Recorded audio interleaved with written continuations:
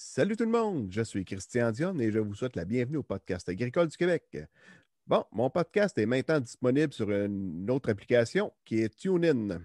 Sûrement que plusieurs doivent la connaître. Si tu veux écouter de la radio en direct un peu partout au travers du monde, ben, c'est l'application souvent à voir. Dans un autre ordre d'idée, je suis en train de finaliser un logo pour le podcast. On m'a fait découvrir l'application Fever. Fever avec deux R à la fin. Bon, plusieurs créateurs sont là-dessus, des artistes. Et puis c'est quelqu'un qui du Ben Bangladesh qui est en train de le faire, mon logo. Fait que j'ai fait pas mal de recherches aussi sur les podcasts pour m'assurer que je ne volais pas l'idée de quelqu'un d'autre. Donc, c'est un logo qui va être assez minimaliste, puis il va être facilement transférable pour le mettre, mettons, sur une casquette, des chandails ou encore des collants pour mettre en arrière de votre vitre de pick-up. Si jamais je me rends à vendre de la marchandise, ben là, on verra rendu là. J'ai aussi eu la permission d'un groupe de musique pour que je puisse utiliser n'importe quelle de leurs chansons qui pourra me servir d'intro. On ne se le cachera pas, je trouve ça un peu froid, un podcast qui commence sans musique. Fait que, il reste à faire un choix de la chanson, puis aussi regarder avec mon site qui héberge des podcasts pour les histoires de droits d'auteur. Donc, je suis rendu à vous présenter mon invité de la semaine. Sa feuille de route est tellement longue que j'ai peur de me tromper en essayant de toutes les numérer. Donc, Jean-Philippe Boucher de Grainwiz. Salut Jean-Philippe. Bonjour Christian, ça va bien? Très bien, toi? Ben oui, merci de l'invitation. Ça me fait vraiment plaisir de participer à ton podcast. Je trouve que c'est une super belle initiative, très intéressant. Je te souhaite un bon succès avec ton podcast. Ben, un gros merci, Jean-Philippe. Écoute, j'aimerais ça que tu nous parles de toi, tu sais, bon, où c'est que tu es venu au monde, les études que tu as faites, puis les job-ins que tu as eus jusqu'à aujourd'hui. Puis après ça, on va refaire un petit topo des marchés parce que c'est pas mal le domaine dans lequel que tu travailles présentement. Effectivement, mais là, tu as dit que j'avais un long parcours. Fait que là, on en a pour la soirée à juste parler de ça. Après ça, des marchés, ça va être court. Mais non, en fait, moi, je suis originaire de la ville de Québec. En fait, j'ai grandi dans le centre-ville de Québec. Donc, je suis un agronome d'ailleurs d'asphalte, qu'on peut dire. Donc, c'est ça, j'ai grandi à Québec, mais par contre, quand j'étais jeune, mon père a fait l'acquisition d'une ferme laitière dans le coin de Saint-Apollinaire. Fait que j'ai passé quelques étés là. Par la suite, il a revendu la ferme. C'était une ferme qu'il avait achetée pour les terres, mais bon, c'était entendu avec un producteur du coin, puis il s'occupait des vaches, puis toutes ces choses-là. Fait que je passais des étés là. Fait que c'est là que j'ai commencé à connaître un petit peu le milieu agricole. Mais par la suite, bon, ben là, j'ai poursuivi mes études, etc. Puis j'ai toujours été quelqu'un du grand air, quelqu'un qui fait beaucoup de randonnées de plein air, puis qui s'intéresse beaucoup aux plantes aussi, évidemment. Quand tu arrives au secondaire, au cégep, tu te cherches pas mal. Puis c'était mon père qui m'avait dit à un moment donné, il m'avait dit, écoute, toi, l'agronomie, là, d'après moi, tu aimerais ça, tu aimes le grand air, tu aimes les plantes, tu aimes la science, la biologie, ces choses-là. Fait que je me suis dit, ah ben oui, pourquoi pas? Fait que finalement, ben, c'est ça. Ce qui est arrivé par la suite, c'est que j'ai appliqué à Laval puis à McGill, puis finalement, j'ai été accepté aux deux. Fait que là, je me suis dit, ah, ben, je vais aller faire un tour. Je suis un voyageur dans l'âme. Fait que je me suis dit, je vais quitter Québec, tous mes amis, puis pour aller à McGill. Ce qui était un bon défi parce que je n'étais absolument pas bilingue. Je ne parlais pas du tout l'anglais ou à peu près pas. Fait que finalement, je débarquais à McGill. Puis c'est ça, j'ai fait mon cours d'agronomie là. Ça a super bien été, là, à part la première année où j'ai trouvé ça très difficile à cause justement de la langue. Mais par après, ben, j'ai terminé mon agronomie en 2000. Et là, quand je suis sorti de l'agronomie, encore une fois, je n'avais pas travaillé, je n'avais pas beaucoup d'expérience terrain. Puis l'autre chose, c'est que, tu sais, je regardais, tu sais, évidemment, j'avais la chance de croiser des producteurs, puis travailler un petit peu avec les producteurs, tout ça, mais pas beaucoup. Puis je me voyais mal comme agronome pouvoir si rapidement que ça les conseiller dans le champ. Je regardais les producteurs, puis j'étais comme tabarnouche. Ils en connaissent tellement, puis tu sais, je me voyais tout simplement pas être un conseiller à ce point-là dans ma vie. Puis ça Fait change que, vite aussi. On en connaît pas mal, là, mais il y a ben oui, ben beaucoup de oui. choses qui changent, là.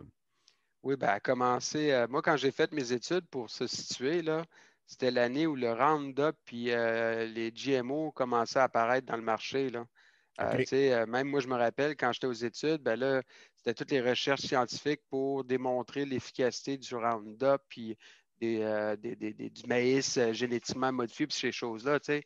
Fait que ça, c'était les années d'études que j'avais, puis tu sais, ça commençait à ce moment-là, là. Ouais, ça a Fait commencé, que, je pense, les premiers 97 dans ce coin-là, à peu près. exactement, exactement. Ben moi, j'ai commencé mes études à McGill en 97, justement. C'est en plein ça. OK. Fait que c'est ça. Fait que là, quand je suis sorti de mes études, je me suis dit, bon, c'est quoi que je fais de ma vie à cette heure? Tu sais, c'est bien le fun, là. J'ai un bac en poche. Fait que finalement, je me cherchais encore un peu à savoir exactement, puis je voulais prendre l'expérience aussi avec les producteurs si je voulais être dans le milieu agricole. Au départ, ce n'était pas nécessairement le milieu agricole qui m'intéressait le plus. C'était la production, l'horticulture. J'ai toujours eu une passion pour l'horticulture, les aménagements paysagers, ces choses-là. Fait que je me suis dit, bon, ben, je vais faire une maîtrise en administration des affaires parce que j'ai toujours aimé le monde des affaires. Je vais travailler dans le domaine de l'horticulture en même temps. Tu sais, ça se fait bien l'été, là, c'est pas compliqué. Fait que j'ai fait ça pendant 3 ans. C'est ça, 3 ans. J'ai fait mon MBA en 3 ans. J'ai pris du temps parce que je n'étais pas encore certain trop. Puis finalement, ben, à la fin de mon MBA, ben là, comme n'importe qui, là, tu dis, ben là, il faut vraiment que je me trouve une job sérieuse. Puis j'ai réalisé que dans l'horticulture, puis ça a été ma première erreur. Je me suis dit, il n'y a pas d'avenir, il y a tellement de compagnies, puis finalement, ça s'est développé encore en masse. Mais bon, ce n'est pas une erreur, là, c'est un changement de direction, on va dire ça comme ça. Puis c'est ça, fait que j'ai envoyé mon CV un petit peu partout. Fait que là, ben, dans le fond, j'ai été appelé en entrevue pour plein de compagnies, John Deere, Weedman, un paquet de compagnies comme ça. J'ai eu pas mal j'avais pas mal tous les postes qui m'étaient offerts. Puis le dernier, ben, ça a été Synagri. Fait que là, OK. Synagri, dans le fond, ils m'ont convoqué à Brossard. Dans le temps, leur bureau était là.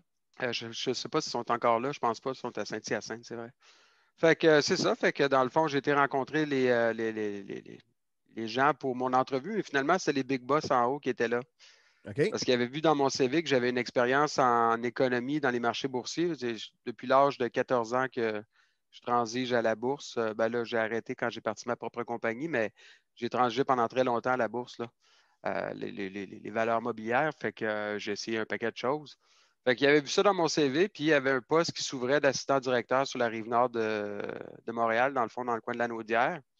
Puis dans ce poste-là, il y avait quelqu'un qui devait comprendre les marchés financiers.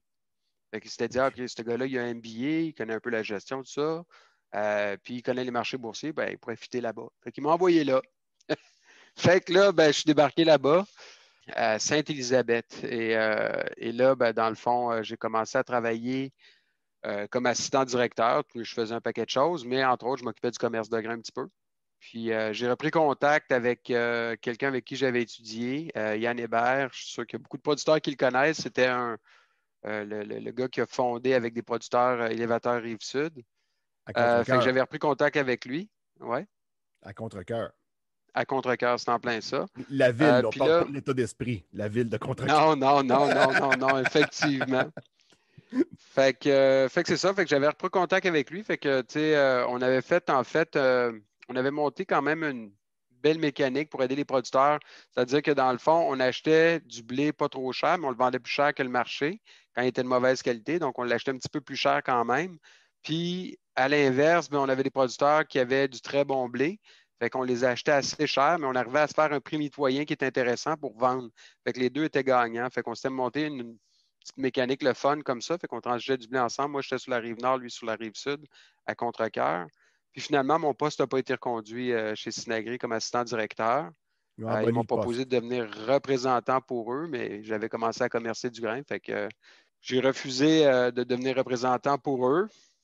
Et là, ben, c'est ça, j'ai appelé Yann. J'ai dit, écoute, Yann, as-tu besoin de quelqu'un? Il dit oui, mais j'ai pas une scène. Fait que là, j'ai comme fait, ben, c'est pas grave, moi je veux apprendre. Fait que ça me dérange pas pantoute. Fait que c'est ça. Fait que dans le fond, je suis débarqué là. Je vous dirai pas le salaire qu'il m'a donné, mais c'était pas cher, évidemment. Puis j'ai dit la seule condition, c'est que tu me fournis un laptop et un téléphone en plus. Fait que c'était ça. Fait que là, ben, j'ai travaillé là pendant 4 ans, aidé à monter cette entreprise-là. Tu sais, on a fait des beaux projets ensemble. Tu sais, on a monté, on a participé à l'agence de blé, ben, comme centre de grain, évidemment. Fait qu'on a tout installé ça. On a installé une desserte ferroviaire. On a monté un entrepôt de 25 000 tonnes, 30 000 tonnes. Fait un paquet de beaux projets. Puis finalement, après 4 ans, ben, pour différentes raisons, ben, j'ai décidé de quitter. Sauf que là, pendant mes 4 années qui étaient là, évidemment, j'ai fait beaucoup de négoces de grains. J'ai appris comment ça fonctionnait. On a fait un paquet de choses pour aider les producteurs, encore une fois, dans leur commercialisation. Mais une chose qui ressortait tout le temps, tout le temps, tout le temps, c'est que beaucoup de mes clients m'appelaient juste pour avoir de l'information sur le marché. Puis là, j'étais tout le temps un peu fourré parce que, tu sais, je disais, ben, va sur quel site? Il n'y en a pas. Non, non, non, Fait que non. là, il n'y en avait pas dans les années 2000. Puis, tu sais, l'Internet n'était pas rentré tant que ça non Puis plus dans ce à la temps-là, ferme. Jean-Philippe, il y Oui. avait la fédération, ben, qui est la Fédération des cultures commerciales du Québec, qui est Mhm. rendue à cette heure les producteurs de grains du Québec.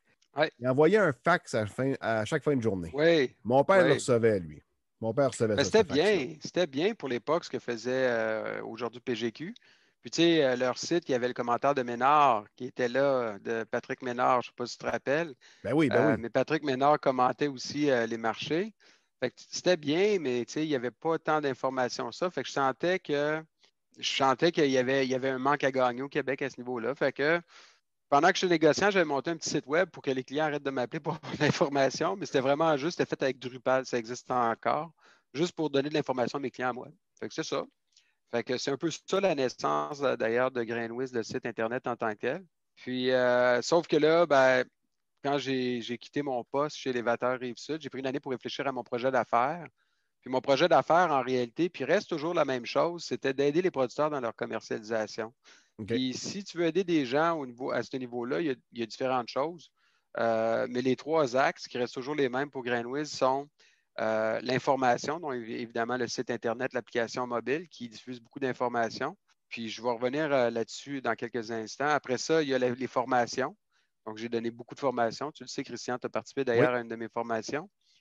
Donc, beaucoup de formations à travers le Québec. Puis, finalement, le développement d'outils pour aider les producteurs à être plus efficaces. Parce que les marchés, on peut les comprendre, on peut savoir connaître les outils, mais à un moment donné, il faut avoir de l'aide pour se structurer au travers de ça. Donc, ça fait longtemps que je développe des outils aussi pour aider à la commercialisation. Fait que c'est les trois axes de développement de mon entreprise au départ et celui-là encore aujourd'hui. Au niveau de l'information, la seule nuance que je vous dirais, c'est qu'il faut se remettre en contexte. Autant il y a une dizaine d'années, quand j'ai parti le site Internet de GrainWiz, il y avait pas grand-chose. C'était le premier site, en fait, francophone indépendant, on va le dire comme ça, qui parlait des marchés. OK. À un point tel que même en Europe, le site était quand même assez connu. Puis ça, anecdote comme ça, à un moment donné, il y avait voyons, un Français, un contact que j'ai qui voulait absolument que je rencontre un Français qui était en visite voyons, au Québec. Puis là, il dit, il faut absolument que je rencontre GrainWiz. Il faut absolument que je rencontre le gars de GrainWiz. Fait que finalement, j'ai été prendre un café avec. Puis il dit, c'est toi, GrainWiz? Je dis, ben oui. Il dit, ben, moi, je pensais que tu avais un gros bureau avec plein de monde, puis tout ça. Je dis, ben non. GrainWiz, c'est un gars bien simple. C'est pas. Oui, j'ai une équipe derrière. J'ai quand même quelques personnes qui travaillent pour moi, mais pas des centaines, on va le dire comme ça. Là. Puis, mais au niveau de l'information en tant que telle sur les marchés, ça a beaucoup évolué depuis. Là. Oui. On n'avait pas les applications mobiles dans le temps, on n'avait pas Facebook, on n'avait pas Twitter, on n'avait pas autant non plus de sites anglophones qui parlaient des marchés. Là, aujourd'hui, quelqu'un qui veut trouver de l'information sur les marchés, tu tapes Grain Market ou tu tapes Marché des grains, puis tu as des pages et des pages de sites de référence. Là. Fait que ça a évolué beaucoup. Mais, je veux que le site de GrainWiz continue à évoluer quand même à travers ça. Mais le core business doit changer et est en train de changer aussi pour moi parce que ce n'est pas le nerf de la guerre aujourd'hui d'avoir de l'information. Ça l'était il y a quelques années, ça l'est moins aujourd'hui. Là. Oui, c'est facilement trouvable aujourd'hui, là. Ben, c'est ça, tu sais. Puis c'est bien correct. Donc, fait que c'est ça. Fait que j'ai parti GrainWiz en 2009. Puis là, j'ai mangé mon pain noir pendant très, très, très longtemps. Puis je ne peux pas dire non plus que, tu sais, des fois, il y a des producteurs qui disent, on sait bien, Jean-Philippe, tu fais plein d'argent, puis c'est payant tes trucs. Il faut faire attention. C'est pas un domaine qui est encore très payant nécessairement. Là. Je vais nuancer. Là. Je gagne bien ma vie, mais de là à dire que je suis richissime, pas du tout. Là. J'ai mangé mon pain noir pendant très longtemps. Disons que après toutes mes années de vache maigre, je suis un petit peu plus gras. On va le dire comme ça, mais pas. C'est vraiment pas. Il n'y a rien d'extraordinaire là-dedans, là, c'est ce que je dirais. Fait que c'est ça. Fait que 2009, après ça, ben, en 2011, j'ai lancé l'application mobile qui a quand même connu un bon succès et qui était vraiment juste un test que je voulais faire au départ. Puis je me suis fait prendre à mon propre jeu parce qu'à ce temps, je suis obligé de payer pour l'application, mais au début, c'était juste un test, fait que je l'ai appris un peu. Après ça, qu'est-ce que j'ai fait d'autre au fil des années à travers les conférences, les formations? Ben, la tournée des grandes cultures, elle, est apparue en 2014. C'était une cofondation avec Daniel Brière. Dans le fond, on a parti les deux ensemble. Ça existe encore, ça a bien évolué. Puis là, Oui. ça continue d'évoluer. On a des belles affaires qui s'en viennent de ce côté-là. Puis, Euh, si jamais vous êtes ouais. producteur agricole qui avait le goût de participer à ça, je l'ai fait l'année passée. C'est super le fun. Ben, il faut. Merci, Christian, parce qu'il faut, parce que Des fois, les producteurs te disent ouais, ça sert à quoi? La principale raison, moi, pourquoi j'ai parti la tournée des grandes cultures, puis là, maintenant, on a lancé depuis 2 ans le bilan des grandes cultures, c'est que plus on a d'informations, plus on peut prendre des décisions éclairées. Puis des fois, les producteurs se disent ouais, mais ça ne change rien ou tu sais, c'est pas si important que ça. Hey, arrête un petit peu les choses, là. Si tu sais qu'on va avoir une grosse récolte, là, attache ta tuque avec de la broche parce que les bases vont baisser. C'est pas plus compliqué que ça. Ouais. Puis si on sait qu'on va avoir une mauvaise récolte, ben, à partir de là, les bases vont grimper. Fait que tu n'auras pas les mêmes stratégies de commercialisation. Après ça, c'est la même chose avec le bilan des cultures. C'est pour ça que j'ai reparti ça, ben, j'ai parti ça il y a 2 ans. C'est que tout au long de la saison, c'est important de savoir comment ça se profile à l'horizon parce que tu le sais, Christian, t'en es un, tu vends à l'avance. Tu vends Oui. pour la prochaine récolte, tu regardes ça. Crème, tu veux le savoir tranquillement, pas vite. Donc, cette information-là est critique, puis se fait dans plusieurs régions ailleurs et ne se faisait pas au Québec nécessairement, là. Fait que c'est ça. Fait que c'est pour ça que j'avais parti la tournée avec Daniel, qui n'est plus là, là. Évidemment, Daniel s'est retiré de la tournée il y a 2 ans, 3 ans. Mais sinon, c'est ça. C'est pour avoir plus d'informations. Fait que ça, c'est un beau projet. Après ça, dans les autres projets, j'en ai un paquet d'autres projets. Parce Il faut que que, j'arrête, là. juste une petite parenthèse de même. Ouais.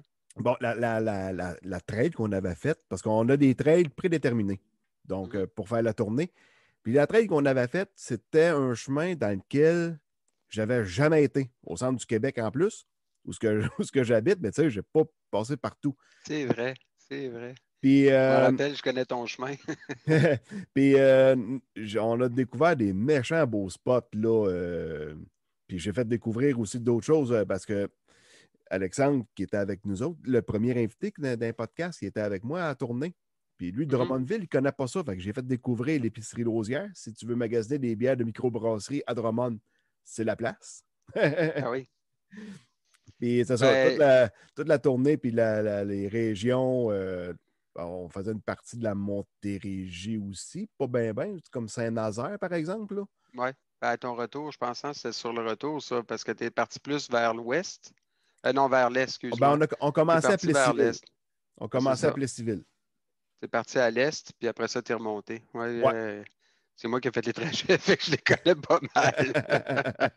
Non, Mais, mais sans joke, là, ouais. moi, quand j'y étais l'année passée, ce que j'ai remarqué, c'est qu'il n'y avait pas d'autres producteurs à part que moi, mais tous des représentants des compagnies qui étaient là. Bon, il y avait Ben, plusieurs au niveau de intervenants au niveau de l'industrie, l'agricole, mais ouais. pas de producteurs en tant que tel. En toute franchise, c'est un défi qu'on a parce que, puis en même temps, je peux comprendre les producteurs, là. Le défi, c'est, puis ce qui est extraordinaire, puis tu l'as vécu, c'est justement ce bouillon de gens-là. Tu sais, c'est le fun. Tu sais, tu rencontres l'un, puis tu rencontres l'autre, puis tu mets un visage à un nom, puis tout ça. Oui, C'est un beau milieu, le milieu agricole. Fait que la tournée, c'est ça aussi, hein. Tu sais, c'est rencontrer du monde, créer cette proximité-là, échanger. Beaucoup de gens m'ont fait beaucoup de mentions, justement, qui appréciaient beaucoup cet aspect-là aussi. Non, c'est une belle expérience, mais c'est un défi parce que, tu sais, les producteurs sont occupés hein, à ce moment-là de l'année aussi. C'est toujours ça le problème. Hein. Tu sais, on arrive à la fin août, début septembre, tu sais, il y a du nivelage qui se fait, il y a plein d'affaires qui se font du oui. drainage, un paquet d'affaires. Fait que, on le sait, là, mais en même temps, je pense que s'il y a un événement, tu sais, plutôt que d'aller prendre une bière, je dis pas, je critique pas les autres événements, je trouve ça très bien aussi, mais reste que plutôt que d'aller prendre une bière, pourquoi pas prendre le temps de qualité avec quelqu'un pendant une journée à jaser, puis en fin de journée, on se prend une bière tout le monde ensemble. Je pense que, en tout cas, c'est une belle formule. Oui, oui. Fait que ça revient cette année. Tu n'auras pas Yes, le choix, sir. Christian. Puis je vais Là, je vais faire. t'envoyer en Montérégie-Ouest. Hein. Oui, oui, oui. Je voulais faire une autre région pour connaître d'autres places. Ben oui. Puis Alexandre, lui aussi, il voulait faire, il voulait faire une autre région. Fait que on va y aller avec Alexandre, je pense encore. Mais là, on va avoir vraiment des belles annonces cette année. Tu sais, depuis l'automne dernier, j'ai travaillé à restructurer des choses le fun avec des belles organisations. Fait qu'on va avoir des belles annonces à faire. Ça devrait sortir sous peu, là. Ah, J'ai hâte que c'est bien. ça sorte, là. Oh C'est oui, bien, ben c'est oui, bien. ben oui. On travaille en filière, on travaille tout le monde ensemble pour faire grandir l'agriculture. C'est ma vision par rapport à ça. Good. Fait que c'est ça. Fait que j'ai parti la tournée, mais sinon, en dehors de ça, je pense que ça fait quand même pas mal le tour de qui je suis. Sinon, ben, tu sais, c'est des questions de chronique et j'ai écrit pour le bulletin AgroCentre, la coop. J'ai écrit, ça fait 12 ans que j'écris. Mettons que ma plume est très, très développée. Euh, puis des conférences, j'en ai donné aussi des. Je pense qu'il y a une année, c'était en 2014. Je pense que j'en ai donné 30 en 3 mois. OK. Mais là, c'était trop, là. C'était 2 conférences par semaine, ça n'avait pas de bon sens, là. Mais mettons que je suis plus bien stressé de donner des conférences. Ben, Mais j'aime ça. la J'aime ça. première fois que je t'ai vu, c'est justement à une conférence pour les producteurs de grains au Centre du Québec à Victoriaville, décembre 2015, me Oui, semble. je m'en rappelle, tu avais ta veste bleue carottée. À ce Hein, je suis pas point-là, pire, hein? la barouette. J'étais Oh, assez en oui, arrière de toi, oh, là, oui, mais oh, oui, oui, oui. ben, Oui, parce que je te voyais tout le temps sur Twitter, puis je me disais, c'est qui ce fatigant-là? Fait que là ben, tu avais écrit justement sur Twitter que tu allais participer à cette rencontre-là. Je me suis dit, ah, je vais le spotter, le petit orieux. Mais bon. ouais, la Fait salle que, était assez pleine, là. C'était à la place 42-13, me semble, à Victo. Il y avait pas mal de monde. ouais. Ouais, puis je me rappelle, j'avais perdu toute ma conférence avant de la donner. Je l'avais déjà compté, je pense. Oui, oui, oui. Tu avais tout Ouais, c'est refait ça. ta conférence de A à Z juste avant Ouais. d'embarquer sur le stage. J'avais ramassé un paquet d'affaires. J'étais monté sur le stage, ça avait bien été. Ça a été une belle. Puis après ça, ça avait été Étienne Lafrance qui avait fait une belle job aussi, là. Fait que plus de Oui, oui. marché que de moins cette fois-là. Yes. Puis après ça, on s'était revus à l'hiver, quand j'ai suivi la formation Les 10 commandements pour le marché des grains. C'était ça le nom du cours? Exact, avec William Wood. Oui, c'était avec C'était avec ouais, William Wood. Ouais. William Wood, en effet, oui. Puis- Je les avais trouvés smart et à payer mon dîner, puis je ne suis pas client là. Ben, c'est une belle équipe, William Wood. Là, tu sais, puis là, je dis pas ça pour être têteux ou quoi que ce soit, mais tu sais, j'en connais plusieurs quand même chez William Wood. Mais tu sais, moi, j'ai la chance extraordinaire dans mon travail que je travaille avec tout le monde. Oui, Fait que je vois tout le monde dans une bulle de non-compétition, on va le dire comme ça. Puis ça me permet d'avoir des rencontres extraordinaires aussi, là. ben Fait c'est que, sûr. puis William Wood est vraiment une belle équipe. Fait que, ben, t'as pu le voir un peu, là. Ils ont payé ton Oui, lunch, là, ils sont vraiment smart, là. bon, ils Tu aurais sont pu au moins vraiment acheter smart. une poche de semences, Caroline.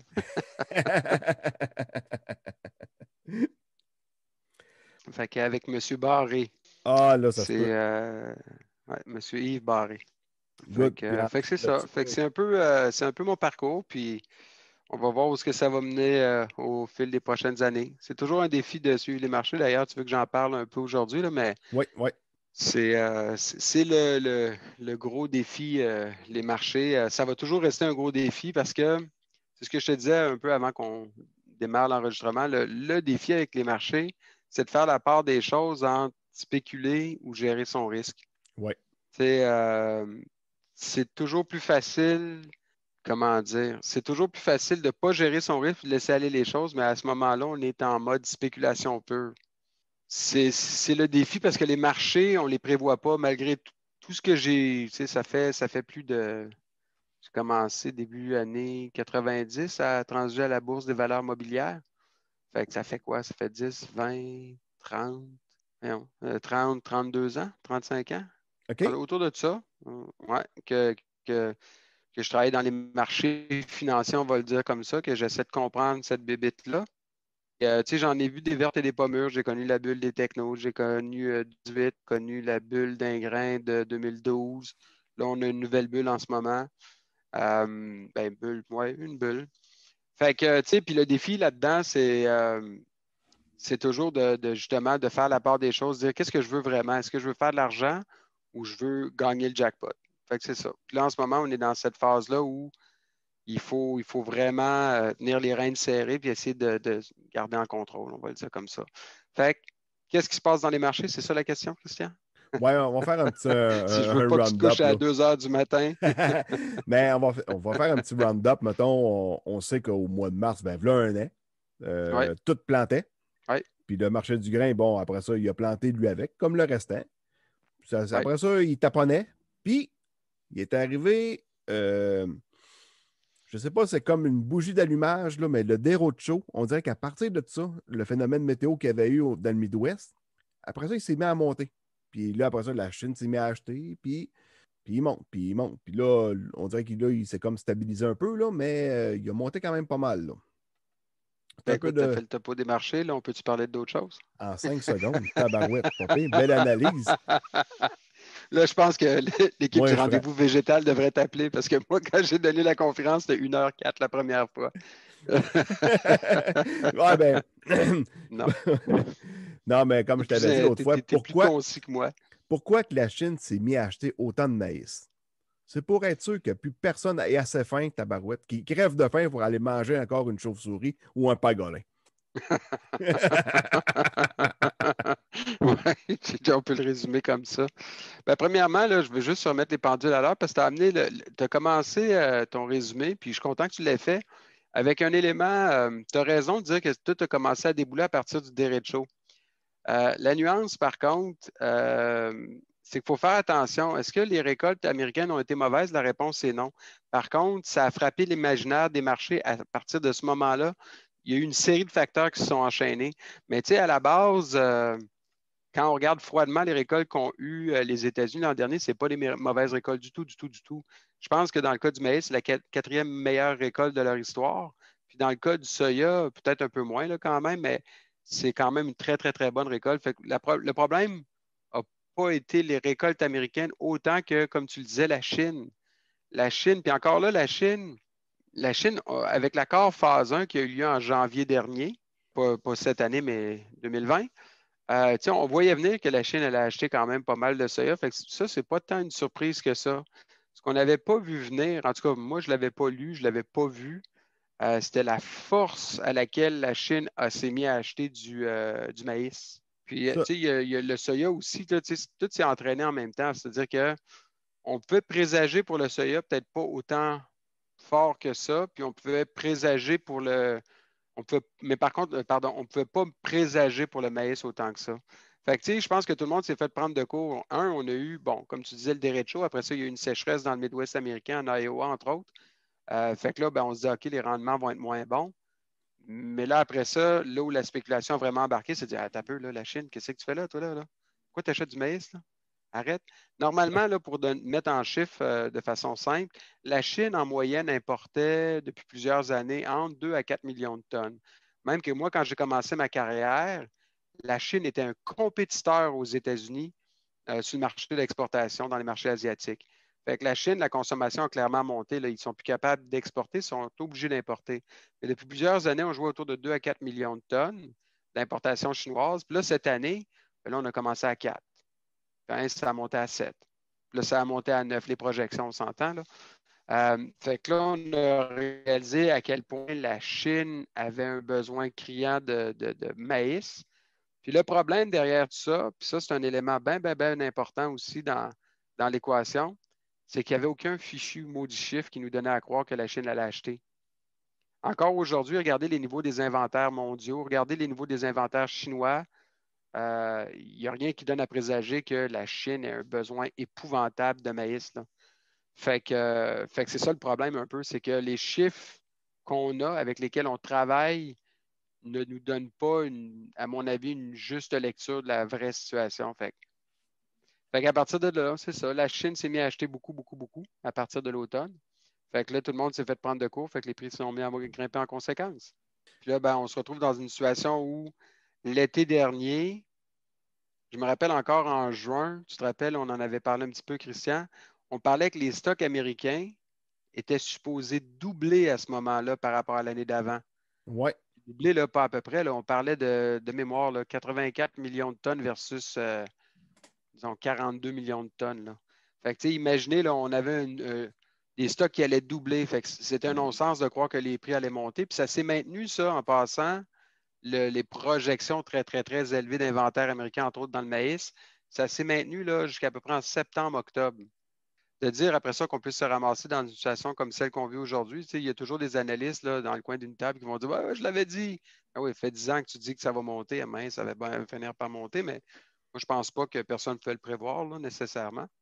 Fait que là, on se ramasse dans une situation où c'est ça. Là, les inventaires sont beaucoup plus serrés dans le maïs, sont encore plus serrés dans le soya, honnêtement. Là. Puis dans le soya, on avait vu venir la Chine, peut-être pas aussi fort que ça, mais un autre paramètre que je trouve très, très, très intéressant, puis on en parle peu, je trouve, dans les nouvelles nécessairement, c'est que malgré le fait que, voyez-vous, là, pour se situer, le soya, à l'été dernier, je vois autour de 8 à, disons, 8,30 là, dans les creux, là, le boisseau à Chicago. Puis en l'espace de très peu de temps, on est monté à 14 15 le boisseau, tu sais. Fait que ça, déjà là, c'est incroyable. Ça, il y a de la spéculation là-dedans. Mais ce qui est encore plus étonnant, la Chine a continué à acheter quand même à des prix très élevés. Mais non seulement ça, mais aux États-Unis, la trituration continue à un volume record. Fait que ça, c'est quelque chose de quand même très intéressant, là. La Fait trituration. Peux-tu nous ouais. expliquer c'est quoi? Ouais, tu le sais, Christian. Fais pas ton podcaster. On en a souvent parlé. Non, non. Non. Mais la trituration, c'est simplement le processus pour extraire l'huile puis le tourteau de la fève. Donc, dans le fond, ce qu'on fait, c'est qu'on prend la fève. Anciennement, c'était juste une presse à froid, là. Dans le fond, on écrasait les grains, puis à partir de là, il y avait de l'huile qui sortait, puis on mettait la pâte à côté, puis c'était le tourteau. Aujourd'hui, après ça, on prend cette pâte-là, puis on la met dans l'hexane, qui est un solvant, puis ça permet de sortir ce qui reste d'huile, là, une bonne proportion d'huile. Fait qu'à partir de là, on retire le solvant, puis on se ramasse avec le tourteau, qui est utilisé dans l'alimentation animale. Puis l'huile qui est surtout utilisée, est utilisée pour le biodiesel, mais beaucoup dans l'alimentation humaine. C'est juste qu'on le voit moins. On entend souvent parler de l'huile de canola, de l'huile de panne. C'est L'huile très de populaire panne, ces oui. temps-ci, hein, l'huile de Oui, oui, panne. oui. Fait que, mais l'huile de soya est utilisée dans un paquet de choses, là, les vinaigrettes, les choses comme ça. Quand on regarde sur les ingrédients, on le voit souvent. Fait que, Où c'est fait que c'est écrit ça. Fait huile que végétale. ouais, ben c'est ça. Fait que ben, c'est ça. Fait que la demande est très forte du côté de la trituration aussi. Fait que les inventaires, si on continue à avancer dans le temps un peu, encore aujourd'hui, quand on regarde le niveau des inventaires, au niveau du maïs, honnêtement, les inventaires ne sont pas si serrés que ça. Là, on parle d'1,5 milliard. Je ne vous dis pas que c'est des inventaires incroyables, là. Reste que, en 2012, de mémoire, on était autour de 0,7 à 0,9 milliards de boisseaux. Fait que là, on était à 1,5. Fait qu'on est quasiment le double quand même de.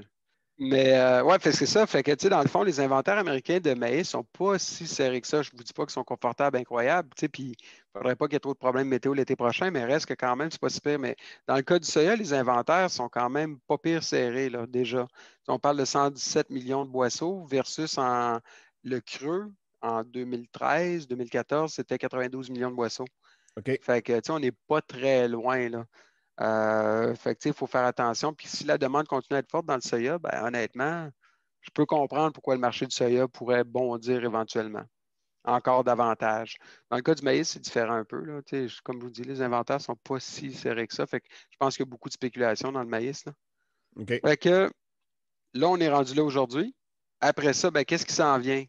Ben là, ce qui s'en vient, c'est pas super compliqué. On débute une saison dans un contexte qui est quand même très, très, très nerveux, des prix qui sont déjà très volatiles, des spéculateurs qui sont très, très, très, très présents. Les spéculateurs sont avides de faire du cash aussi, hein? De Oui, faire du oui. cash vite, fait qu'ils l'ont spoté. Là, en ce moment, en passant, c'est même pas le maïs et le soya là, qui ont jeté leur dévolu. Là, c'est le porc. Je ne sais pas si vous avez regardé le porc dernièrement. Je ne sais pas si tu as regardé le porc, mais là, c'est en train de monter en flèche. Mais il y J'ai a vu beaucoup de ça ben, spéculation là, dans, là-dedans. Là. dans ta lettre financière. À un moment donné, il y avait le prix du porc, là, qui était, sûrement, c'est le premier en haut, qui était Oui, une grande barre verte, là, une grosse montée dans le porc, là. Mais sinon, oui, je suis puis pas, je suis pas le marché du porc, là. J'en produis pas, là. Pas que ça m'intéresse pas, mais je le regarde pas. Tu vois, le porc, je pense qu'aujourd'hui, il a bondi le juin. Le juin a pogné, voyons, 100 cents, une pièce la livre finalement. OK? Fait que, il a pogné une pièce la livre. Là, il vient de briser sa tendance neutre qui était en place de à peu près après 2015. Là. Fait que, là, ça commence à être quelque chose dans le porc, mais c'est beaucoup très spéculatif quand même. Là. Spéculatif à deux niveaux. Premièrement, je pense que concrètement, c'est vrai que là, on va passer en phase post-COVID. L'économie va reprendre aux États-Unis. Fait que là, ben, veut pas, les gens vont se mettre à manger plus de viande. Le porc devrait en profiter. Fait que ça, demande domestique, ça fait un certain sens. Restauration, tu sais, aussi, tout a été paralysé dans la Oui, restauration. oui. Là, ouais, je shoot ton hot dog, là, j'ai faim. Fait que, tu sais, ça va repartir en grand. Mais je pense qu'il y a quand même beaucoup de spéculation là, sur un autre aspect, c'est la Chine. Parce que là, le problème, c'est que la Chine, c'était en 2018. À partir de 2018, ils ont eu la peste porcine africaine qui a décimé. Ils ont eu une réduction de mémoire, c'est 27 ou 30 de leur cheptel. Fait C'est qu'évidemment, gros, là. puis c'est plus que 50. Le cheptel chinois représente plus que 50 du cheptel mondial de porc. Fait qu'on s'entend que c'était quand même majeur. Puis là, ben, c'était en train de se replacer. Sauf que là, ben, ils ont d'autres problèmes. Il y a des variantes de peste porcine africaine qui sont apparues. Fait que là, ben, tout le monde se questionne à quel point l'épidémie est grave, puis si on va être capable de la contrôler. Mais entre les deux, ben, là, tout le monde spécule. Ah, ben ça y est, le port américain, les exportations vont être encore très fortes cette année. OK. Fait que reprise de la demande locale aux États-Unis, puis reprise à l'exportation plus forte. Fait que c'est un Ça, peu ça dans le marché du port. ça va être bon aussi Mais, pour l'exportation du porc canadien. ben oui, assurément, assurément. Je ne connais pas tant que ça les ramifications. Tu sais, au niveau du marché local, je suis le marché du port quand même à toutes les semaines, mais pas au niveau local tant que ça. Mais à ma connaissance, oui, là, il y a une très, tu sais, je veux dire, on a un bon pied à terre sur le marché asiatique aussi, là. Fait que c'est Puis ça. Fait que si on revient, avec les prix de grains actuels, puis le prix du porc qui a monté aussi, est-ce que c'est encore rentable de faire du porc? Est-ce que c'est rentable quand même de faire du porc? une très bonne question. Moi, je ne regarde pas à toutes les semaines à quel point c'est profitable. Tu sais, moi, j'ai de la misère à croire que c'est sûr que là, la hausse, puis tu sais, encore là, c'est parce que non, là, je ne me prononcerai pas là-dessus parce que je ne connais pas assez la dynamique du marché local à ce niveau-là. OK, OK. Tu sais, je vais faire attention un petit peu, là. Vite comme ça, je te dirais, là, avec la force de la hausse des prix dans le port, je pense que là, c'est correct. Mais je ne pense pas qu'à long terme, tu vas pouvoir nourrir longtemps des cochons à 350 puis à 370 pièces. Parce que, tu sais, on parle du prix vendeur des producteurs de maïs en ce moment, Oui, oui. qui jouent de 300, 310. Mais là, après ça, rajoute le transport, rajoute la marge du négociant quand c'est acheté d'un négociant. Puis tu montes assez vite à La, 340, la 350, transformation en moulée. 360. Là. Ben oui, aussi. Fait que, tu sais, je pense pas que tu puisses nourrir des cochons encore longtemps à ces prix-là. Là. Non, non, Ça, c'est ça. Puis, c'est d'ailleurs un des inconnus qu'il va falloir surveiller dans les prochains mois. puis penses-tu que Fait ça que, peut arriver comme un peu en 2012 quand que le prix du grain s'est mis à monter? Ben, il y en a qui ont comme liquidé les bâtisses pour vendre, mettre le grain sur le marché. Après ça, ça a fait une baisse de part parce que là, il y a une secousse qui en avait moins sur le marché, fait que ça a fait monter le prix et que ça sera mis à reproduire du porc comme avant. Il y avait eu comme une espèce de vague semblable à ça en 2012. ouais, effectivement, mais tu sais, attends, je suis en train de regarder quelque chose pour. Je veux juste regarder dans mes graphiques. Il y a une logique, c'est sûr que la demande, tu sais, tu peux pas nourrir des porcs, puis du bœuf, puis du poulet à des prix aussi élevés que ça Non. sans que ça ait de conséquences. Ça, c'est impossible. Ça peut toffer la run un petit peu. Le plus gros danger qu'on a cette année, en fait, c'est l'inflation. L'inflation sur les matières premières, l'inflation surtout. On va avoir une forte reprise économique hein, qui va reprendre. Tu sais, quand ça va reprendre, c'est de l'histoire, en tout cas des 200-300 dernières années, mettons. Tu sais, la dernière fois qu'on a installé une économie comme ça remonte aux grandes guerres. Ouais. Fait qu'il n'y a pas beaucoup de précédents. Fait qu'imaginez, là, on vient de stopper complètement l'économie à cause de la pandémie. Puis du jour au lendemain, ben là, on veut la repartir, puis tout le monde se dépêche à vouloir la repartir avec des taux d'intérêt qui sont très bons, on s'entend, même à zéro dans certains cas, et même négatifs dans d'autres cas. Fait que là, tu as des taux d'intérêt qui sont négatifs à zéro. Fait que tu as du cheap money, on va le dire comme ça. Tout le monde peut emprunter. Normalement, quand tu fais ça, c'est pour relancer ton économie. Là, ça fait 8 ans en passant qu'on est en mode relance. Là. Parce que les taux d'intérêt, ils n'ont jamais remonté bien, bien. Hein? Non. Fait que là, ben, le gros danger, c'est que là, tout le monde veut repartir en fou. On injecte l'argent en fou aussi dans l'économie. Fait que ça va partir sur des chapeaux de roue. Et là, le gros danger, c'est l'inflation. D'ailleurs, on le voit dans les matières premières déjà. Le bois, c'est le meilleur exemple que je peux Oh, donner. oui. J'étais chez un chum la fin de semaine dernière. Puis là, le gars, je dis, hey, t'as pas fini ton plafond dans le garage. J'ai oublié ça, le plywood. Ça me coûtait, je me rappelle plus, 12 piastres. Puis il dit, à ça, c'est 70 piastres la feuille. Ouais. Attends. Mais c'est ça. J'ai Fait que ça, c'est un bel exemple d'inflation, là. j'ai acheté de la Spanite 716 4 par 8. C'était 42 piastres de la feuille. À C'est l'été ça. passé, j'ai commencé à en acheter parce que quand j'ai rénové mon garage, là, j'ai commencé, je pense, aux alentours de 15 piastres la feuille. Puis à un moment donné, ça commençait à monter. Les dernières, je les avais achetées dans les alentours de 19 ou 20, peut-être pas 20 piastres, mais en bas de 20. Fait que Mais ça, c'est ça, tu sais. Puis ça a l'acier a doublé monté. aussi. Oui. Tu sais, tous les métaux. Fait que imaginez, puis là, on n'a même pas encore parlé du pétrole, là.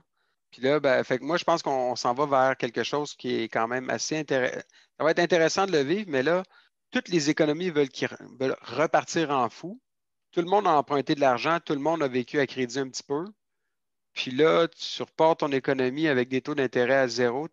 Ton seul outil pour freiner de l'inflation réelle, hein, c'est d'augmenter les taux d'intérêt. Mais tu fais quoi, toi, quand tout le monde est pris un peu à gorge? Eh, Ça sera pas drôle tantôt, là. non, oui. Fait que c'est ça, fait que j'ai vraiment hâte de voir. Mais dans l'intérim, ben là, tu as de l'inflation sur à peu près tout, dont aussi les grains, je pense, là. Fait que c'est qui va péter en premier? Ça, c'est un gros point d'interrogation. Ouais. Fait que si on revient au marché des grains, hein, parce qu'il ne faut pas s'écarter, il faut garder le focus. Ben, Le tu sais, dans les focus. prochains mois, le gros danger, c'est vraiment la météo. Là. C'est sûr que les marchés vont être très, très. On a déjà beaucoup de spéculation dans les marchés, si on s'entend là-dessus. Oui. Il n'y a jamais eu autant de spéculateurs que ça, entre autres dans le maïs de tous les temps, c'est record. Fait que tu sais, tu as beaucoup de spéculation, puis tu t'en vas dans une période qui amène beaucoup de spéculation, la météo. Si on a de la mauvaise météo aux États-Unis, là, oubliez ça, là, ça va tout péter. Là. Tu Ils sais, sont devenus plus nerveux. ben, tu sais, encore une fois, dans les stocks américains de maïs, c'était pas aussi serré que ça pour l'instant, mais si on a des mauvais rendements cette année, là, ça va être une autre histoire. Oui, oui. Puis le soya, ça va être encore pire. Puis la fonction de marché, quand tu parles d'économie 101, c'est simple. Je vais monter le prix tant et aussi longtemps qu'il n'y a pas quelque chose qui se talle du côté de la demande. Oui. Fait que tant et aussi longtemps que la demande va être là, ben, les prix vont monter.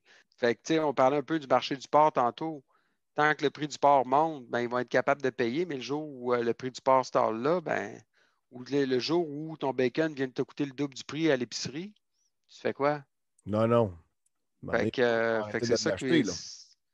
Oui, sauf que c'est vers là qu'on s'en va éventuellement. Tu sais, veux pas, les prix des découpes, c'est fou, là. C'est en train de monter en fou dans le port. Fait que là, tant il y a aussi longtemps que ça monte, ça va bien, mais le jour où c'est le consommateur qui va manger le coup, là. Ouais. Puis Fait le que, pire, c'est que quand que ça va bien, ben, on dirait que tu rouvres la machine encore plus, puis quand tu frappes le mur, ben, il fait encore plus mal. oui, puis dans le cas des prix des grains, c'est très vrai parce que le jour où ça se talle là, ça peut descendre vite. Ça Oh, peut oui. descendre très vite. Ben, Malheureusement, ça prend. En 2012, justement, là, quand il y a eu le rapport, c'est-tu printemps 2013? Quand il y a eu le rapport comme de quoi que là, les stocks étaient rendus super élevés. Là, le prix a droppé, puis a droppé solide, là.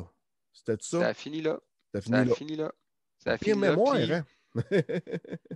ben, toi, tu en as une pas pire. Puis, tu sais, c'est souvent ça. Les marchés, ça prend plus de temps pour construire un marché que le détruire. Oui. Puis, la raison est simple. Il y a toujours beaucoup de spéculation dans les marchés. Quand les marchés se mettent à monter, là, tout le monde veut être dedans. Fait que là, tout le monde se garoche. Fait que ça fait une enflure de prix. C'est ce qu'on appelle la spéculation. Le jour où, par contre, les spéculateurs sentent qu'ils ne peuvent plus faire d'argent, qu'il n'y aura plus d'enflure de prix, tout le monde tire la plug en même temps. Ça te fait des méchantes corrections de prix, là. En 2012, là, tu vois, en 2013, là, tu le vois bien sur le graphique en ce moment, là, je le vois, là.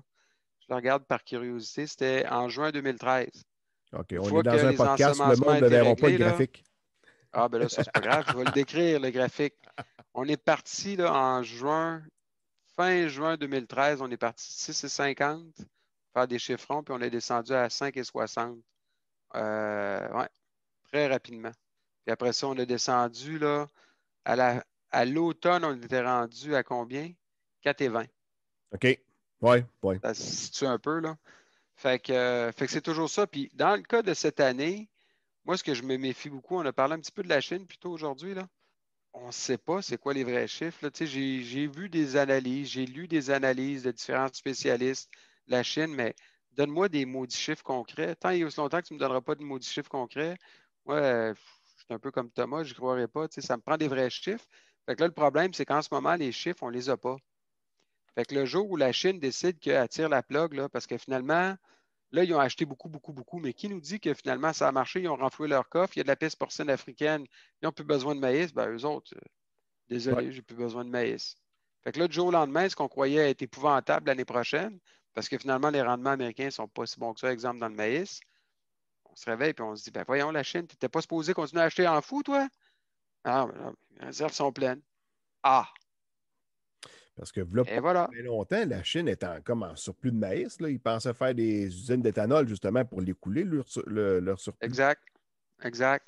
Mais tu sais, au départ, je pense qu'on en avait déjà parlé ensemble vite, vite, Christian, mais au départ, moi, je pense que la Chine bluffait depuis un bon bout de temps. Je l'ai écrit sur mon blog d'ailleurs il y a quelques semaines sur le site du bulletin. Tu sais, leurs chiffres ne marchent pas, tu sais, mais si c'était un élément, je me dirais, bah, c'est moi qui n'ai peut-être pas compris quelque chose dans l'analyse, parce que tu sais, quand on analyse les marchés, on peut avoir une vision puis se tromper, c'est tout à fait normal.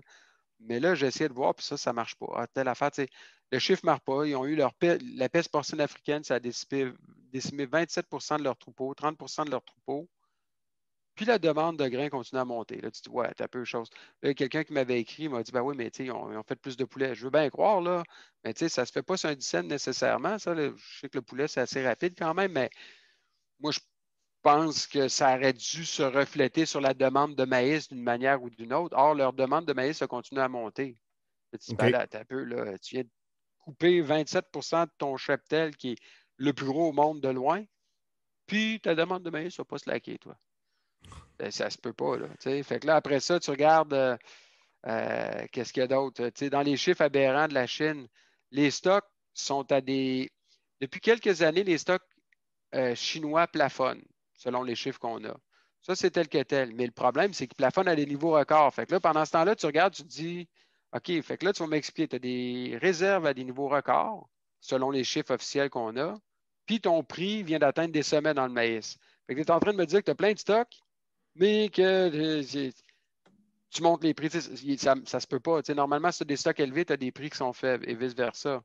Ou sinon, ben, excuse, je vais être cru, là, mais les Chinois sont cons. C'est-à-dire que tu as des grosses réserves, mais tu les gardes en réserve. Quand le prix est élevé, tu les gardes en réserve. C'est pas Ouais, l'idée ouais. du siècle là, pour ton peuple, là. Surtout pour la Chine qui est communiste, qui est supposée travailler pour son peuple. Fait que ça non plus, ça ne marche pas. Fait que il y a peut-être des choses qui m'échappent là, en toute franchise dans mon analyse, mais a priori, moi, ma lecture, c'est que la Chine bluffe. Fait à partir du moment que la Chine a bluffe, tu es un peu fourré. Puis, tu sais, ça fait du sens qu'elle bluffe la Chine parce que la Chine n'est pas folle, là. Non, non, non, Pense-y non. 2 secondes. La Chine sait très bien qu'elle est devenue le plus gros consommateur d'à peu près tout sur la planète. Ouais. Puis, ils contrôlent tout. On s'entend que, tu sais, quand on s'en va en Chine, je ne sais pas si c'était avec toi qu'on avait déjà jasé de ça, mais tu vas en Chine, là, tu ne peux même pas utiliser ton cellulaire avec ton réseau cellulaire. Il faut que tu te connectes à leur réseau. Puis, à partir de là, c'est contrôlé, là. Ouais, Fait que, ouais. tu sais, là, tu es dans un État qui est complètement différent, là. Tout est contrôlé là-bas. Fait que là, où c'est que je voulais aller avec ça? Ah, ben c'est ça, c'est avant la guerre, moi, d'après moi, ce qui s'est passé là, derrière tout ça, puis peut-être que les livres d'histoire vont en parler un jour, je ne sais pas, mais d'après moi, avant la guerre commerciale, ils bluffaient sur leurs inventaires, puis c'était volontaire parce qu'ils savaient très bien que. Ils disaient qu'il y avait assez d'inventaire, assez d'inventaire. Puis pourquoi ils disaient ça? C'est parce qu'ils voulaient maintenir les prix bas. En Ouais. acheter à pas trop cher. C'est pas plus compliqué que ça. Puis là, après ça, il y a eu la guerre commerciale. Là, ils se sont ramassés fourrés parce que leur demande était plus forte qu'ils disaient, leurs inventaires moins confortables, mais c'est pas pendant une guerre commerciale que tu vas dire à ton opposant, ouais, ben là, c'est-tu by the way, je vais être serré un petit peu. On peut-tu négocier? Ben non, arrête, là, tu dis rien. Fait que d'après moi, pendant la guerre commerciale, ça s'est empiré. Fait que quand ils ont signé l'accord phase 1, par après, là, il fallait qu'ils trouvent un moyen de peser à go, là. En tout cas, peser sur le gaz, excusez Ouais, ouais. l'expression. Fait que, d'après moi, c'est comme ça qu'ils ont commencé à peser sur le gaz. Puis encore là, on n'a peut-être pas vu la pointe de l'iceberg, là. Mais encore là, on ne le sait pas. C'est ça mon problème. Fait que si on revient à la commercialisation en tant que telle, c'est toujours une question, tu veux-tu spéculer ou tu veux gérer ton risque? Ce qu'on avait discuté un petit peu tantôt, là. Ouais. Fait que c'est ce qui s'en vient pour les prochains mois. Tu sais, On a encore beaucoup de volatilité. tu peux arriver puis vendre une vanne. Ah, ça monte encore, tu revends une autre vanne. Tu sais, tu peux. Il y a un moyen de profiter des prix là, élevés en ce moment. Là. Tu n'es pas obligé Ben là, en ce d'attendre le moment, top parce que tu ne peux pas savoir c'est quand le top. ça, c'est impossible. J'avais lu un excellent livre, ceux qui sont plus des lecteurs là, parmi vous, là, vous le regarderez, mais ça s'appelle Market Wizard, c'est en anglais. Mais c'est un livre, puis il y a 2 éditions de cette série-là qui est excellente.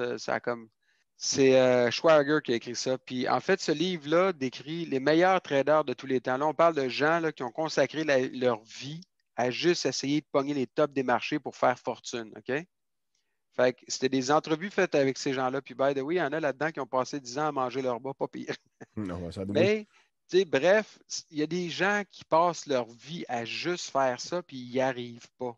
Il y a tout le temps quelqu'un, un smart dans la salle, qui va lever la main et qui va dire, ben, moi, j'ai trouvé la solution, puis j'ai trouvé une méthode. Mais, tu sais, le problème avec ça, puis je suis convaincu qu'il y a des méthodes. Le problème, c'est que le jour où quelqu'un lève la main pour dire qu'il a trouvé une méthode, tout le monde le suit, puis finalement, la méthode, elle n'existe plus. Ouais. OK? Fait que moi, j'y crois plus ou moins. Je crois plus à une saine gestion de risque, on va le dire comme ça.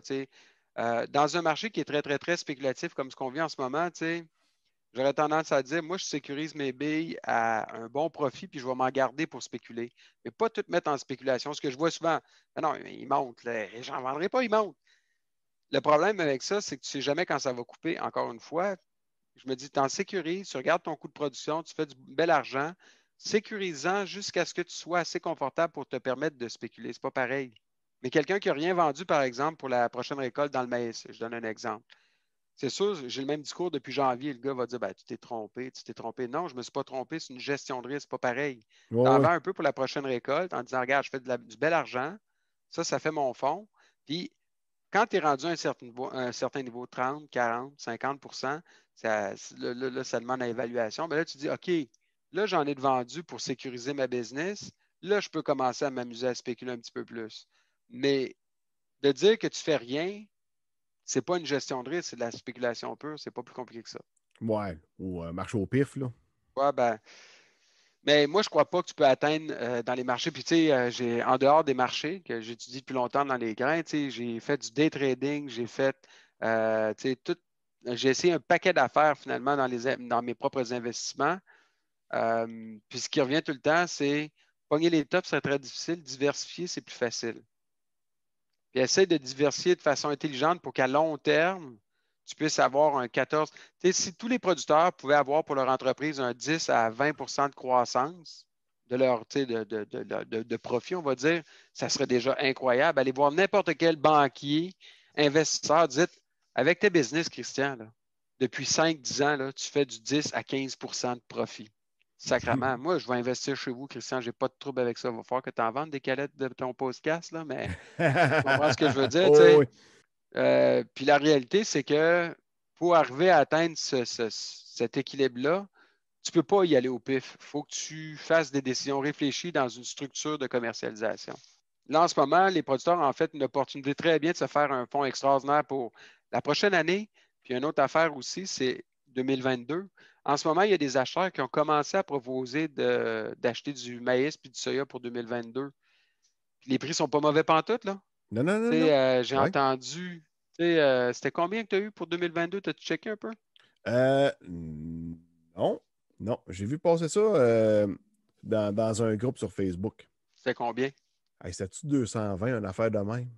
C'était 225. 225. 225 récoltes, ouais. Puis là, tu dis, ouais, ça c'était du maïs pour récolte 2022. Tu dis, ouais, 225. Hey, j'ai 300 pièces aujourd'hui. Voyons donc, Ouais, autre c'est ça. chose que je vais aller vendre à 225. Ça n'a pas de bon sens. Ouais, mais attends un peu, là. Là, on est dans une bulle spéculative. Demain, ça va planter. Tant mieux si on se trompe, mais d'en placer aujourd'hui une meilleure gestion de risque à 225 que de dire, ben non, je verrai bien là-bas, là. Peut-être bien qu'il va être encore à 250, 260. Ça, c'est du guess. C'est pas une gestion de Ouais, risque. non, c'est ça. Tu sais. Puis à 225, la plupart des producteurs devraient être capables de couvrir leur coût de production. Fait que, est-ce qu'on est là pour produire du grain ou on est là pour spéculer? C'est toujours la même question. C'est ça. Fait que, Exactement. tu sais, moi, je pense qu'il faut commercialiser de façon saine en gérant son risque jusqu'à un niveau d'équilibre où après ça, on peut se permettre de spéculer. C'est tout. Puis Fait que, surtout, de connaître son coût de voilà. production, ça va aider. Ben oui. Si Ben, tu tu sais, on sais en que parle ça te coûte, souvent. ouais, si tu sais que ton maïs va te coûter 205 pièces la tonne, par exemple, à produire, ah ben là, s'il est à 225, ben tu viens quand même de faire 20 pièces la tonne avec, là. Ben, puis c'est très bon, c'est du 10. Ben oui, C'est pour faire un chiffre très rapide, là, on s'entend, là. Mais c'est du 10 fait que c'est très bon. Puis, tu sais, c'est ça. Fait que, puis dans le cas du coût de production, on a déjà eu cette discussion-là aussi, Christian. La beauté avec le coût de production, c'est à partir du moment que tu le travailles, tu peux savoir comment optimiser ton coût de production. Ça veut dire quoi? Ça veut dire, OK, ben ça, finalement, si j'enlevais ça, au lieu de me coûter, je ne sais pas moi, 200 pièces, ça m'en coûterait 195. Mais c'est toujours bien moins ça de risque au niveau commercial aussi. Ça te donne plus de latitude. Ça te donne plus de facilité à atteindre ton 10 de profitabilité à long terme. ouais. Ou Tu sais? encore, si tu veux appliquer la règle du 5 ben, il faut que tu connaisses tes chiffres. Tu ne peux Exact. pas, tu peux pas couper 5 de dépenses si tu ne sais pas dans quoi couper. Parce que Exactement. le coût de production du maïs, là, c'est pas rien que la semence, les engrais et les herbicides. Là. Ça comprend tout. Là. Vos paiements de pick-up, le gaz que vous mettez dedans, le salaire, tous les outils que vous achetez, peu importe. Tout, tout, tout. Tu sais, dans mon cas, quand j'ai calculé ça, c'est que j'ai mis dans mon coût de production tout ce que mes grains payaient. Fait que, vu que j'ai rien qu'une production, ça a bien été. Que j'ai tout rentré mes dépenses là-dedans. Puis quand j'ai fait le cours avec Jean-Philippe en 2016, j'y avais envoyé mes fichiers Excel. Puis t'en souviens, Jean-Philippe, à un moment donné, tu regardais Oui. ça, puis tu me regardais, tu as dit, tu as rentré ton cellulaire là-dedans. Ben oui, mon cellulaire, c'est mes grains qui le payent, fait que je l'ai rentré dans le coût de production. Ben, tu ris, mais ce que tu ne te rappelles pas de la suite de la discussion, puis je vais te le rappeler, c'est que moi, je fais la même affaire pour ma compagnie. C'est-à-dire que ma compagnie, en tant que telle, tous mes chiffres sont décortiqués jusqu'au cellulaire. Tu sais, puis la seule chose, c'est que toi, tu es plus constant à checker tes chiffres. Je sais que tu le fais une fois par année. Moi, j'essaie de le faire une fois par année, mais des fois, tu sais, je peux étirer un petit peu. Mais je sais qu'au minimum, à tous les 2 ans, là, je fais un ménage. Oui, Puis, ça va aller jusqu'aux petites dépenses niaiseuses. Mais en bout de ligne, toutes ces petites dépenses niaiseuses-là s'accumulent puis font qu'en bout de ligne, ça coûte plus cher à avancer. C'est pas plus compliqué que ça. Fait que ton cellulaire, c'est un bel exemple. Tu sais, si tu réalises que ton forfait, je sais pas, moi, te coûtait 150 pièces puis que finalement, ben, tu sais, tu te rassois, puis tu sais, tu viens de le baisser à 90 pièces. C'est toujours bien 60 pièces par mois de plus qui tu peux mettre ailleurs pour faire grossir ta business. C'est toutes ces petites scènes-là. Là. Il n'y a pas de. ben, ces petits montants-là, m'emmener au bout de la ligne, ça commence à faire de quoi de gros, là. Exact. C'est Parce que ça. c'est pas Puis, parce que ben, c'est ça te pas permet cher que aussi de faire des comparatifs. c'est pas parce que c'est pas cher que c'est pas grave. Non. Ben, en tout cas, c'est pas la philosophie dans mon entreprise non plus. Là. Dans le cas, parce que tu sais, c'est ça. Tu sais, moi, je le rappelle, j'étais à mon compte aussi, comme les producteurs. C'est sûr, je ne suis pas un producteur, je n'ai pas les mêmes défis, les mêmes enjeux, mais j'étais à mon compte. Fait que ça veut dire quoi? Ça veut dire que justement, il faut que je fasse mes comptes. Fait que, tu sais, puis il faut que ça balance à la fin de l'année, tu sais. Comme je l'ai compté dans mon histoire aussi, j'ai eu quand même plusieurs années assez tough, tu sais. Puis moi, j'avais ma petite famille que je partais en même temps. Ben, j'ai appris à compter en tabarnouche, là. Puis là, c'est là que tu réalises que ton téléphone, tu sais, si tu peux changer 10 pièces par mois, ben, tu vas le changer le 10 pièces par mois, là. Bon, ouais. Fait que c'est resté comme réflexe chez moi, là. Fait Et que, puis, voilà. juste pour expliquer vite, vite, la règle du Oui, 5%, c'est quoi? Donc, dans le fond, c'est de réduire ses dépenses de 5%, augmenter le rendement de 5%, fait que, il y a moyen de travailler pour augmenter le rendement de minimum 5% et vendre 5% plus cher.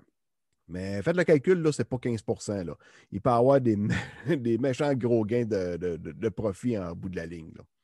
ouais, ben, c'est une belle règle, là. D'ailleurs, tu l'avais vu, ça, je pense que c'est à FAC. Tu avais eu une conférence à FAC, hein, ça se peut-tu? C'était une conférence qui s'appelait, une journée de formation, en fait, avec Financement Agricole Canada, qui s'appelait Augmenter vos profits sans augmenter la taille de l'entreprise.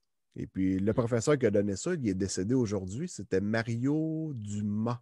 Je crois que c'était un comptable dans le coin de Homestown, dans le sud du Québec.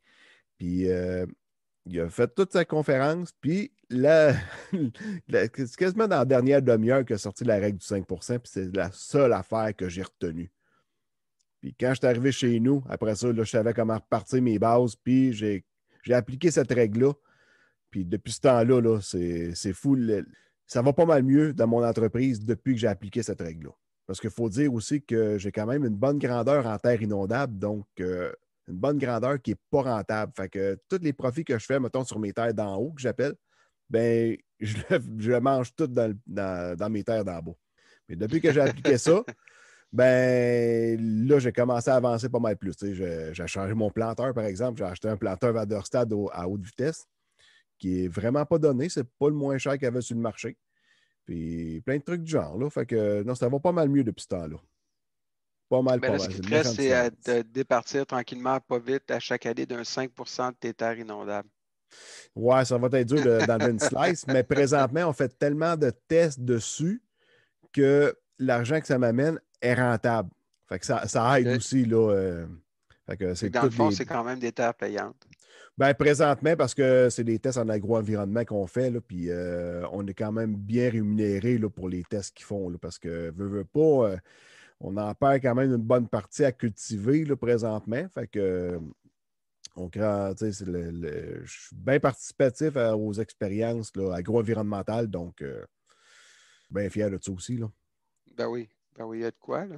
Ben oui, ben oui, ben C'est oui. des beaux projets, des Yes, très beaux projets, parce que, tu sais, il n'y a pas juste l'argent, mais il y a aussi de faire avancer, on va dire, l'agriculture.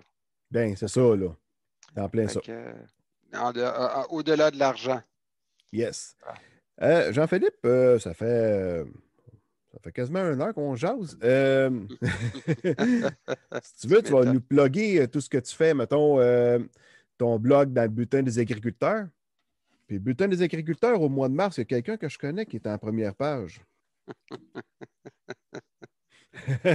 C'est moi, en fait, qui est en sa première page du bulletin des agriculteurs du mois de mars. Une vedette, une vedette. Ben Bon, oui, arrête, ben arrête, oui. arrête, arrête, arrête. Hmm. Mais non, ben, c'est un beau magazine d'ailleurs, le bulletin. Je trouve qu'il évolue bien. Puis, ils ont une belle façon d'approcher l'agriculture. Fait que je trouve ça le fun. Je pense qu'ils mettent bien en valeur les producteurs. Oui, puis elle est Comme centenaire, toi, me d'ailleurs, semble, hein? je veux dire. Oui, c'est centenaire. En fait, ils ont fêté leur centenaire il y a. C'était en quoi donc? C'était il y a 3-4 ans là, à peu près. Là, ils avaient sorti leur centenaire. D'ailleurs, il y avait un excellent article dans. Je ne me rappelle plus c'est quelle année, mais c'était au début du magazine. Je pense que ça avait été fait en 2019, ouais, en 1919-1920. Ouais, dans ce coin-là, oui. Ouais. Puis, un des premiers articles, c'était cette nouvelle culture, le maïs. Comment la cultiver? Je pense pas que le bulletin s'attendait à ce que ce soit la principale culture au Québec quand ils ont écrit ça. Fait que, oui, ben, le bulletin, ça. Puis, mais la terre de chez nous est assez vieille aussi, je pense. Ça fait très longtemps. Je connais pas 1924, me l'historique. semble. Ouais, fait que c'est ça. 24 ou 28 dans ce coin-là, ben, tant tu peux. L'UCC, avais-tu commencé dans ces années-là? L'Union catholique des cultivateurs? Je m'en souviens plus exactement. Je suis en train de regarder là, la vedette, parce que j'en ai plein de vedettes. Je l'avais pas vu sa poche. La poche du bulletin, je les garde toutes, mais des fois, je vais vite.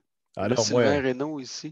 le maire de ma Je les ai toutes municipalité qui gardées. m'a appelé, m'a félicité. Ah non, ben c'est. Puis, mais honnêtement, là, je babille un peu parce qu'honnêtement, j'ai dû le louper. C'est-à-dire, j'ai pris le magazine, puis j'ai pas eu le temps de le lire encore. Fait que j'avais pas remarqué, sinon je te l'aurais dit. Ben écoute, je sais pas si tu as des questions par rapport au marché à partir d'ici, mon Non, non, ami. non, tout est correct. Mais là, Tu sais, vois-tu. mes projections, vendez tout, changer de domaine. Non, non, non, non, non. Non, en fait, je t'aimerais sur une note positive, par exemple, parce que je le crois sincèrement, puis ça fait longtemps que je le lis à travers différents commentaires d'analystes qui sont extérieurs un peu au milieu agricole, d'autres qui le sont. Mais s'il y a un domaine, je pense, qui est extraordinaire, c'est l'agriculture, mais un domaine qui peut devenir, ben, qui est déjà, mais qui peut devenir un domaine très payant quand même. C'est souvent ce que des analystes disent. Tu sais, on le voit bien avec les grains, puis plus ça va aller avec les années, plus je pense que les gens vont quand même réaliser le rôle essentiel qu'ont les producteurs, celui de nourrir la planète. Tu sais, on reprend souvent Oui, oui, ce oui. discours-là, mais c'est quand même un discours qui est quand même clé, je pense. Fait que, je pense que les producteurs sont dans le bon domaine, mais le défi maintenant, c'est de dire qu'on gère des entreprises et non juste une production. Et ça, c'est une grosse nuance. Oui, oui, oui. Euh, tu sais, autant la passion des producteurs, le nom le dit, c'est de produire. Mais tu sais, moi, ma passion, c'est à la base d'analyser surtout les marchés. J'adore analyser les marchés, c'est un des gros plaisirs que j'ai. Mais tu sais, si je faisais juste ça, j'irais pas loin. Fait que, il faut que je fasse d'autres choses de mon travail. Fait que je pense que c'est un peu ça, tu sais, c'est la transition qu'il y a à faire. Mais c'est un domaine extraordinaire, l'agriculture. Puis je pense que les producteurs vont connaître des très belles années encore pour longtemps. Je ne veux pas dire qu'il n'y aura pas de creux, mais je vois quand même des belles perspectives et je ne suis pas le seul à le penser. On va le dire Good. comme ça. Donc, pour te rejoindre, par exemple, on a le site internet de grainwiz.com. Oui, c'est Et puis, réservé.com, jour 1.